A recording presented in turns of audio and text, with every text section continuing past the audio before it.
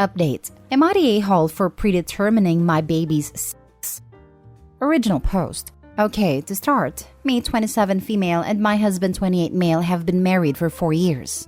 His parents, his mother specifically, and I have never had any problems, but we've never quite meshed or seen eye to eye.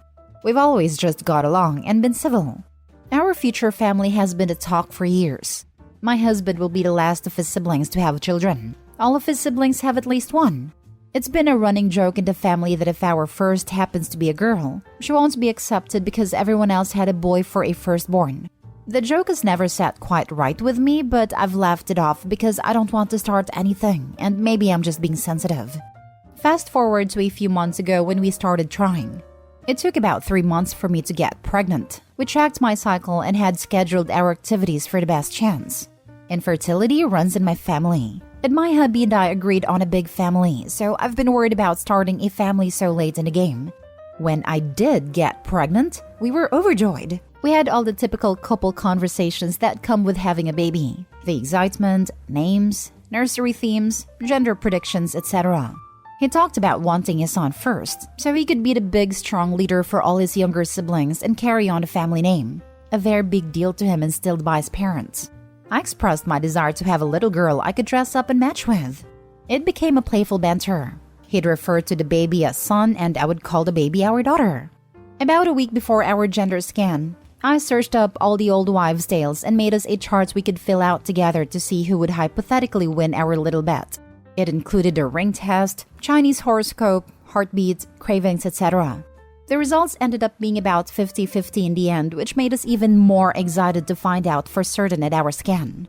The following week, we went to our appointment and discovered that our baby was a girl. We were both extremely excited. Hubby was disappointed to lose, but told me he was overjoyed to be raising a daughter by my side. That night, we called our families to share the news. After calling his family, his mother asked to speak to him privately. I went to bed alone as their conversation carried on for well over an hour. The following morning, I woke up alone. There was a note on my husband's nightstand explaining that someone would be by the house to pick up his belongings later this evening. I immediately tried to call him, only to realize he had blocked my number. I then tried his mom. His mother picked up on the first ring, but before I had a chance to get a word in, she started chewing me out, calling me a manipulative witch. I asked her what I had done, and she told me I'd ruined her son's reputation with my inexcusable behaviors and tendencies. I let her finish her rant before kindly asking her what the heck she was talking about. She told me the divorce papers were already written up, and I wouldn't have the chance to tear apart the family like I had been intending to do all this time. I again, slightly less kindly this time, asked her what the heck she was talking about, to which she told me my husband would be leaving me because our child is a girl. I was gobsmacked. I explained to her that it takes two to tango, and there's no way to truly decide the gender of the baby. And if her or her son had a problem with the gender, it was his fault as it's his chromosome that determines the gender. But she said she had proof that I'd handpicked to have a girl. Like I said before, we used a calendar to determine which days would be the best for bedroom activities. Well, mother-in-law accused me of forcing him to do it with me on the specific day with a Chinese horoscope with point to girl.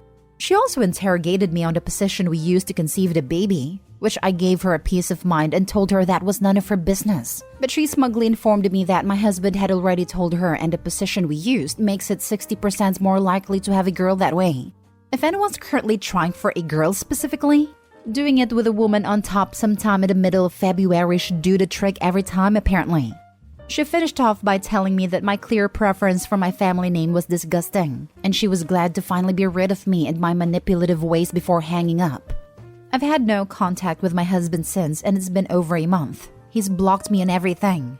I can't help but feel that this hasn't all been his choice. But then again, he's a grown adult, so I can't imagine his mother controlling him like that. I've been staying with my sister since it all went down. She says I can stay as long as I need, but I'm thinking I want to get my own place. Maybe even a few states away. What do I do? Should I pack up and move on? Should I continue trying to contact my husband? Any advice would be appreciated. Now for the top comments before reading the update.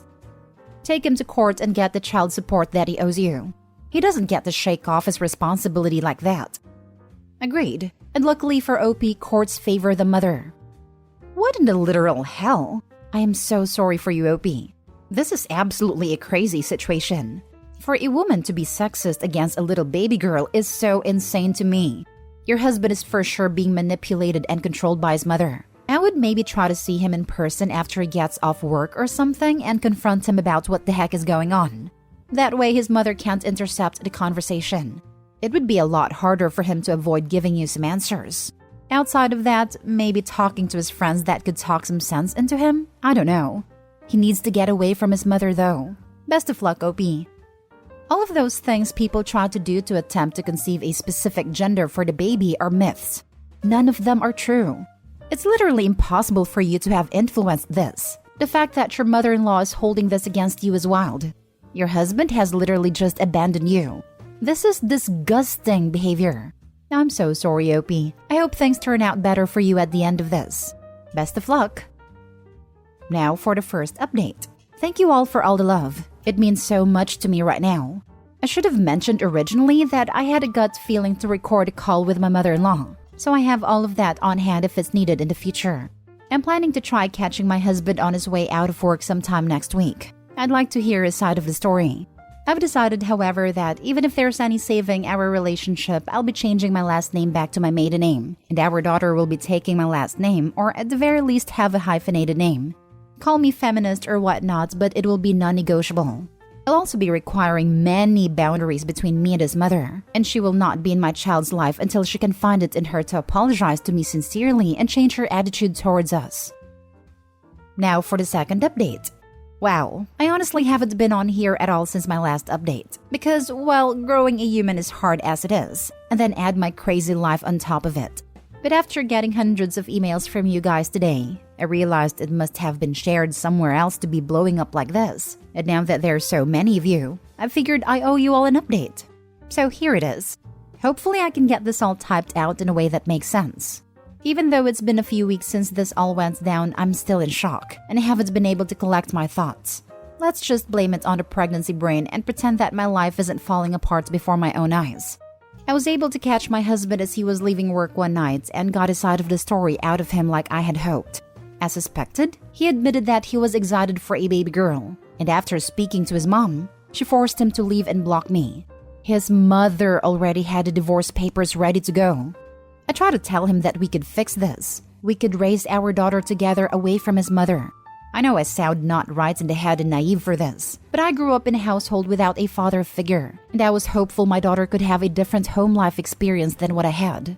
Not to discredit my mother, she is a great woman, and I hope I can be half of the woman she is for my daughter one day. Anyways, my husband had none of it. He said that he realized how conniving and manipulative and abusive I had been throughout our entire relationship, and he did want to actually go through with a divorce. He said he'd have no problem giving me full custody of the thing that's growing inside of me. That's when I lost all hope. Screw him. I have no problem leaving a man who's so easily brainwashed by his mother like that. I'll raise this baby alone. That's bad enough, but here's the real icing on the cake. I received a phone call from my soon-to-be ex-husband's brother's wife. We've always been quite close, and she's been my saving grace throughout my pregnancy, giving me all the tips for nausea, etc. She has 3 of her own, 2 boys and a girl. Anyways, she informed me over the phone that she overheard a conversation at weekly Sunday dinner that mother-in-law and husband are trying to blindside me in court and take full custody. I was livid, full on seeing red. I called mother-in-law straight away and demanded to speak to my husband. All he had to say for himself was that he realized he didn't want any of this offspring to be raised by such a manipulative freak, and even though he doesn't actually want her, he's sure he can grow to love her again. I'm not sure what to do at this point. I know I have a good case for myself, but I'm freaking terrified they'll win the battle and take everything from me. It brings tears to my eyes thinking about my daughter growing up somewhere where she isn't loved. Even if custody split is 50-50, I'll have no control over the lies they are guaranteed to feed her.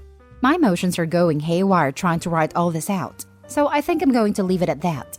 Thank you for all the love and support you all have shown me and my baby girl. The internet can truly be an amazing place. Edit, adding that my brother-in-law and his wife are planning on leaving the family dynamic after seeing the way I've been treated. They have a daughter of their own, and while she's been accepted as she wasn't the firstborn, they're very uncomfortable with the misogyny within the family. Brother-in-law is the firstborn, and I think the what-ifs are messing with his head. Now for more comments before OP's last update. All I can really say is get a good lawyer. Document every single thing you can when it comes to this family, and as soon as you can, get away from them and make sure you are only in contact with people you truly trust. It's going to be messy and stressful, but I know you'll be strong enough to get through this for you and your baby. We're rooting for you. Thank you so much. I'm definitely keeping things documented, and most interactions have been recorded and are on file, and copies have been sent to my lawyer. Can you move to another state and establish residence there before the birth? This right here, OP. Move prior to divorce is started because it will show you're established, and it will be harder to ask for a move during a divorce or after. Divorces are messy sometimes because of people like your mother-in-law, etc. Record every phone call and have witnesses as well. Any child would be happy to have you as mom. You will be fine, and just keep moving forward every day at a time. Please keep us posted. I'm so incredibly sorry you're dealing with this. Your soon-to-be ex does not deserve you or your little one. Highly recommend getting a good lawyer ASAP and keep documenting/recording all your calls with them. Wishing you the best and sending so much love. Also, OP, thank you for sharing your story and keeping us all posted. This made me cry. Thank you so much. I am so sorry to hear his misogynistic ways caused him to call his own child a thing. He's no man, and his mother is no woman. What makes a mother is the level of compassion we have for others to care for others and protect our own, and she is not that. She will get what's coming to her one day, and she will regret everything she done. Her actions will cause her to lose all her children. And as for your husband, he cannot be an able-bodied human acting like he is now. As a new mom who has 2 beautiful baby girls, they are a blessing. They're like little angels on earth, and every day is so amazing to see them grow. You will get to experience such a wonderful thing happen with your baby girl, and she will look up to you the same way you looked up to your mother. One day, she will know the truth, and all she'll see is her mother as her hero. Now for the last update. Thank you so much for all your support. I've been in contact with my lawyer about how best to proceed, and for legal reasons, I'm not allowed to give any more information at this point in time. But I've seen all of your messages, and I'm truly so grateful for all the advice and care being sent our way. I have a very good lawyer working with me, and both me and my baby are and will be safe through the coming months. Once again, thank you all so much for your kindness. It's helped me feel somewhat sane throughout all of this. It made me realize that I am entitled to feel the ways I'm feeling. You've truly given me a community where people have my back and truly want what's best for me. I'll be logging off until things have settled and baby is born. Maybe I'll return for a final update at some point. But for now, I'm focusing on my own health and the health of my baby as I prepare for the courtroom. Now for the last story. Am I the a-hole for stealing my sister and nephew's thunder with my pregnancy announcement? I'm currently pregnant with my first child. My fiancé and I collectively decided to hold off telling people for at least 3 months for the following reasons. 1. Didn't want to jump the gun in case it didn't work out. And 2. My sister was mid-pregnancy with her first after struggling with conceiving for 7 years, and we didn't want to steal the thunder. So baby was born and all is well. My fiancé and I decided to hold off another month so all the attention could be on my sister and nephew. We announced to his friends and family in the meantime, and everyone was super thrilled. A few days ago, I told my parents and they were over the moon. I sent out a nice email with a little e-card and some sonogram pictures to the family members that are spread out and that I don't see regularly and can't tell in person. My sister included as she lives in a different state than I do. We got a lot of congratulations and excitement from most everyone, except my sister and her husband. She called, in tears, tearing into me for planning this and stealing attention from her son that took her so long to have. I told her this wasn't planned, it just happened. That made things worse, as I am significantly younger than her. And then it turned into her ranting at me how nice it must be to just be able to accidentally get pregnant when she had to fight, struggle, and, her words, actually work to have a family. Her husband was in the background and backing her up. I told her we had even taken an extra month to wait to tell people, specifically so she and my nephew could have undivided celebration and attention. Then I ended a call. My fiancé and his family are on our side. My family is a little too OMG new baby to gauge properly, but my sister and her husband definitely think I am an a-hole. Am I the a-hole here? Not the a-hole. Your sister may not be in a clear state of mind due to hormones, exhaustion, and potentially even postpartum depression. Don't take it too personally and let her have time to sit with it for a few days before trying to talk again.